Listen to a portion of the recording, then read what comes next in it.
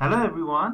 आजको यस भिडियो लेसनमा म तपाईहरुलाई BBA 5th semester Pokhara university exam 2022 फल मा क्वेशन नम्बर 9 मा सोधिएको क्वेशन सिकाउन गइरहेको छु। यो चाहिँ प्राइसिङ डिसिजन भन्ने च्याप्टरको 2 मार्क्स टाइपमा सोधिएको क्वेशन हो र यस्तो खालको क्वेशन चाहिँ बोर्ड एक्जाममा फेरि पनि सोध्न सक्छ। त्यसकारणले गर्दाखेरि चाहिँ तपाईहरु यस भिडियो लेसनलाई चाहिँ सुरुदेखि अन्तिमसम्म नै ध्यानपूर्वक हेरिदिनु होला र सँगसँगै प्र्याक्टिस गर्नु होला ताकि तपाईले एक्जाममा चाहिँ कन्फिडेन्ट का साथ सल्भ गर्न सक्नुहुनेछ। Let's solve this problem. A manufacturing company provides the following information for 10,000 units. Variable manufacturing cost rupees 1200,000, fixed manufacturing cost rupees 300,000, expected profit rupees 200,000, required markup percentage under total manufacturing cost base. La solution तर्फ लगाऊ। Solution पहिला म गिभनहरु लेख्ने छु। Given मा चाहिँ production unit दिएको छ हामीलाई। प्रोडक्सन युनिट्स भनेर हामीलाई 10,000 युनिट्स दिएको छ।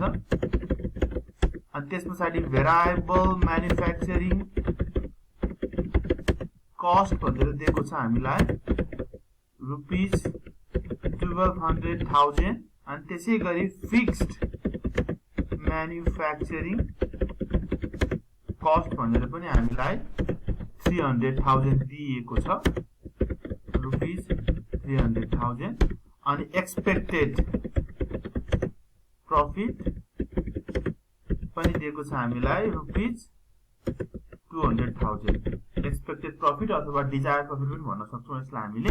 अब हामीले यो 2 मार्कमा सोधेको क्वेशन एकदम सिम्पल खालको हुन्छ। एउटा फर्मुला लगाउने बित्तिकै यसको आन्सर आउँछ तर त्यो फर्मुलामा भएको एलिमेन्ट्सहरु चाहिँ सबै हामीले जानेको हुनुपर्छ फेरि है।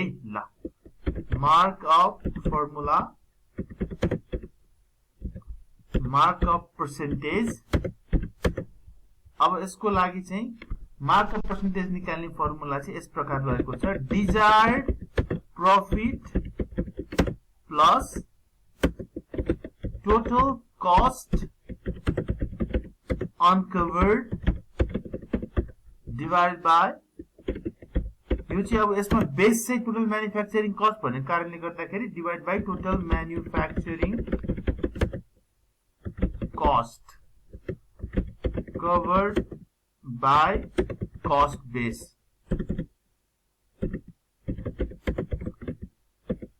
Multiplied with 100। यसरी चाहिँ हामीले यसको फर्मुला लेख्न सक्छौं।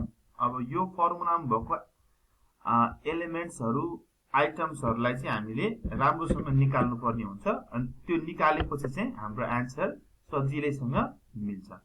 ल अब यहाँ यसको म भ्यालु पुट गर्नतिर लाग्छु। डिजायर्ड प्रॉफिट हामीलाई कति दिएको छ क्वेशनमा? एक्सपेक्टेड प्रॉफिट भनेको चाहिँ डिजायर्ड प्रॉफिट हो।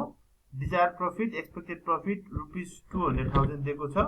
यो हामीलाई थाहा भइहाल्यो। अब टोटल कस्ट अनकभर्ड, यो म्यानुफ्याक्चरिङ कस्ट बाहेक अरु सबै चाहिँ टोटल कस्ट अनकभर्ड हुन्छ। अब यसमा केही पनि नदिएको कारणले गर्दा जेरो नै हुन्छ। अब total manufacturing cost covered by cost base, अब यो चाहिँ मैले यहाँ तपाईलाई वर्किङ नोटमा निकाल्न सक्छु। वेयर भनेर, ल वेयर टोटल म्यानुफ्याक्चरिङ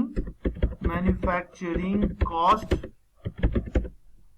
कभर्ड, ल कभर्ड पनि लेखेँ मैले। यो भनेको चाहिँ हाम्रो क्वेशनमै दिएको छ हामीलाई variable manufacturing cost plus fixed manufacturing cost, fixed manufacturing cost. अब यसको भ्यालु राख्ने बित्तिकै अब हाम्रो आन्सर आइहाल्छ। एकदम सजिलो छ, त्यस्तो गाह्रो छैन। अब यसको भ्यालु कति छ भन्दा रुपीस 1200,000 रहेको छ भेरिएबल म्यानुफ्याक्चरिङ कस्ट। फिक्स्ड चाहिँ रुपीस 300,000 रहेको छ। अब यो दुईटैको भ्यालु जोड्दाखेरि चाहिँ रुपीस 1500,000 आउने भयो। 1500,000। ल अब टोटल कस्ट अनकभर्ड चाहिँ जेरो छ, त्यही पनि मैले त्यो पनि लेख्दै यहाँनिर तपाईहरुलाई हेर्न सजिलो हुन्छ। टोटल कस्ट अनकभर्ड, अब यसमा चाहिँ त्यो टोटल म्यानुफ्याक्चरिङ कस्ट बाहेकको अरु सबै चाहिँ टोटल यो कस्ट अनकभर्ड हुन्थ्यो तर यहाँ एउटा पनि केही पनि नभएको कारणले गर्दा यो हामीले राख्नु परेन है। ल यसरी चाहिँ हामीले यसको आन्सर निकाल्न सक्छौं। अब म यहाँ भ्यालु चाहिँ राख्ने छु। भ्यालु राखेपछि सजिलो हुन्छ।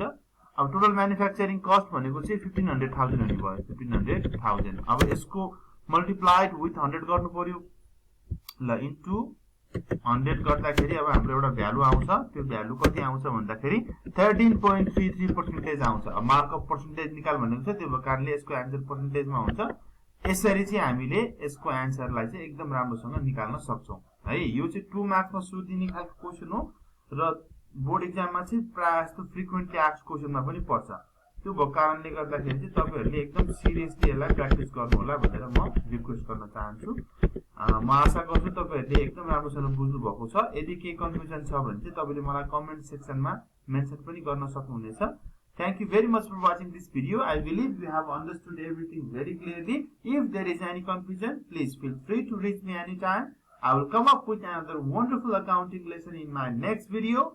Till then, take good care of yourself and bye-bye.